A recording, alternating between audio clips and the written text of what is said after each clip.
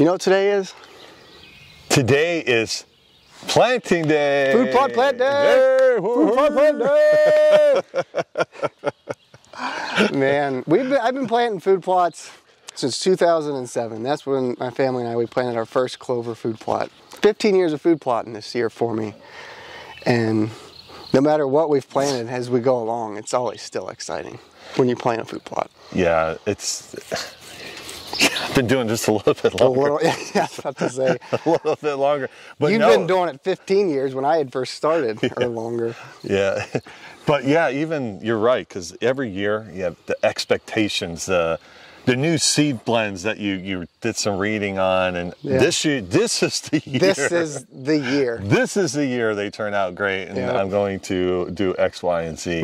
Every year is that new birth of excitement. You know, I don't care who you are. I don't care if it's just simply buckwheat. Yeah, you know, for sure. Yeah, so. It's a fun process. I mean, you're planting the seed, you're excited, you get to watch it grow. I mean, you're like a kid again. Oh yeah, yeah. It builds that excitement, like you said. If your mind goes anywhere other than best possible case scenario, then you're just a Debbie Downer, and I want nothing to do with you. And what's funny is that when you do go check your food plots and you do see it growing, you'll get up off the ground. Oh, I can plant 400 acres. Yeah. Follow me for food plot tips. This farming stuff is easy. Yeah. You know? No kidding. Oh yeah, I can do anything. Yeah, but no, we're going to plant. We got a couple food plots on our place. We're going to plant today real quick, and it's exciting because we're going to plant a new blend. We're partners with Vitalize Seed, and we'll go into a little bit more detail in it in other videos. But it's like a smorgasbord of seed. Yes, it is. We talk about diversity being king when it comes to wildlife. Bird is loud. That is a loud bird. Diversity being king when it comes to wildlife, and you think of diversifying your habitats from old field, clear cuts, pollinators, thinning timber, all that. But you apply it to your food plots too. Oh, I think the old school of thought was like a clover plot, buckwheat, corn, beans, which I mean, if you plant it, deer are going to come respond to that for sure. But this blend has got like 16 different species. It's a bunch of stuff. Yeah. Well, it was funny, you made a comment just a little bit ago that, you know, you're blending, you know, adding diversity. Yeah. But if you're going to do that, use something that actually makes sense. You know, you're diversifying, but it's actually going to be better for your soil. Yeah. The less herbicide, less fertilizer in the long term. So if you're going to do that, which we encourage, that, 100%. You know, it's all we talk about is diversity. Yeah. But it making sense, and it's going to be beneficial to you financially in the long run and for wildlife in general. So yeah, Vitalize Seed, we're excited to be a partner of them. Yeah, for sure. So. And it's cool because it's a whole system, and we're planting a spring blend right now, which is called Nitro Boost. And I mean, it's like anything in wildlife management, it's a cumulative process. Building soil takes time. Like there's no, you can't snap your fingers and it happens. But what we're planting this spring is going to build soil, feed wildlife, but also set us up for a fall planting. The fall planting is going to build soil, feed wildlife, set us up for next spring. So it's this cyclical process that works in synergy with one another and building soil, feeding wildlife. That's what a food plot's supposed to do. Well, first of all, you looked at me to pronounce a word correctly. Like I do. It's early in the morning. I said the correctly today, so I was excited. Off to a good start. No, these guys, Albert and Jared, they've done podcasts. We've done a podcast with them. They've done podcasts. They've done articles. So, you know, if we do this correctly, hopefully you'll go and, you know, investigate on your own how all this stuff, it's like way over my head. It's amazing the amount of material and education that you can get out of this. So yeah, I got two seeders. We're going to broadcast. I don't know why I brought two, so. Well, I tried on both of them a little bit ago, and neither one of them fit. Yeah. Just like the chaps. Like they didn't fit me either. Neither of the seeders fit.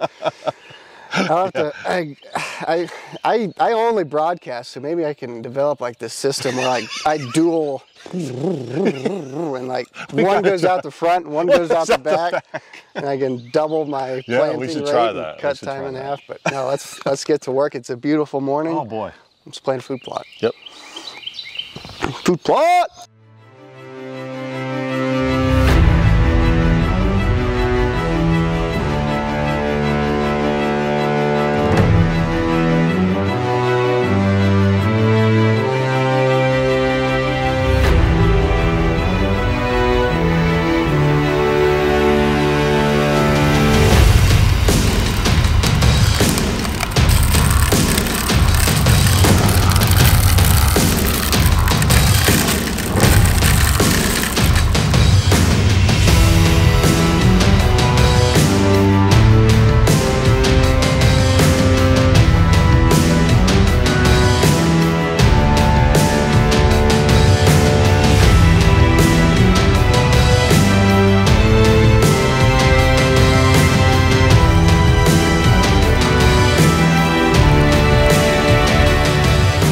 So we talked about the diversity of this blend, and we talk about wildlife management being an art form, and it applies to food plots too.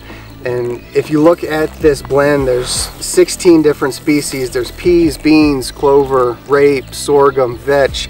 And if you look at the blend, if you look at these seeds, you can see how colorful it is. There's peas, beans, like I said, it's so diverse, so many different species. And you know, we talk about diversity being king, and it is represented very well in this food plot blend with just how diverse it is, the multiple species, each of which serves a purpose, and each of which is going to feed soil and wildlife for a different reason.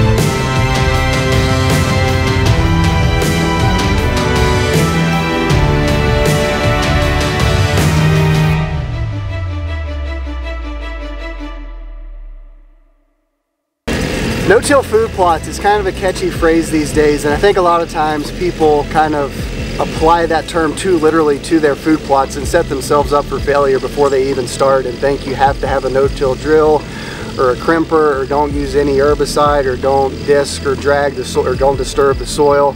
And a lot of people, you don't have that equipment, you don't have those resources. In our situation here in Virginia, we certainly don't.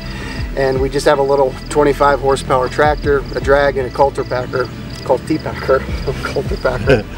And this food plot planning process, it's cyclical. It's a multi-year process to get it to where it's really optimized. So to this first year, what we did to prepare the seed bed for this spring planting is we sprayed the existing vegetation with glyphosate.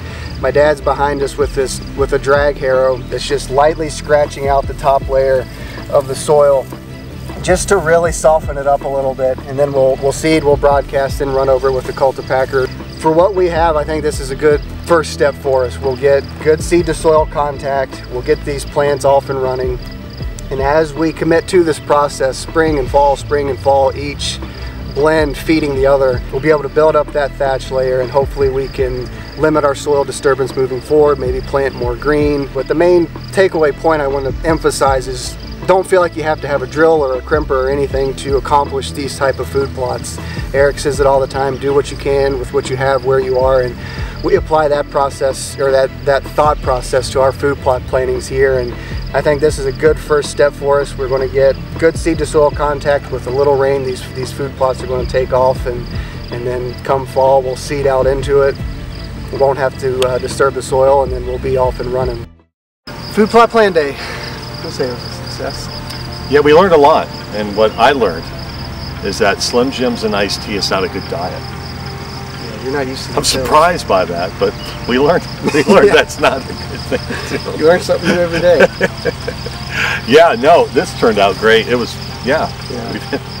We hit it hard. We ended up planting a couple acres, and yeah, we got a couple more plots that Dad and I will do after you head home. But no, it's exciting stuff. This blend, we're proud and excited to be working with Vitalize Seed, and thankful to Al and Jared for giving us the opportunity to help teach and communicate and help them. I mean, they're trying to do that. They're trying to teach and educate and improve soil, and they've trusted us to hopefully deliver that message. But yeah, that's why we liked partnering with them, is because the message that they have about conservation and then doing what's right, you know, I mean, that's all you can ask for, you know, out of the company, especially in this industry today. Right. So no, and it broadcasted really good.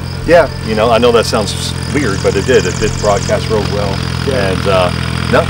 Yeah, this is the first step of a long process with this food plot planning process. So I'm excited to, fingers crossed, we'll get some rain, and we'll watch how this plot responds and how the wildlife respond to it. And if it doesn't grow, everything might have.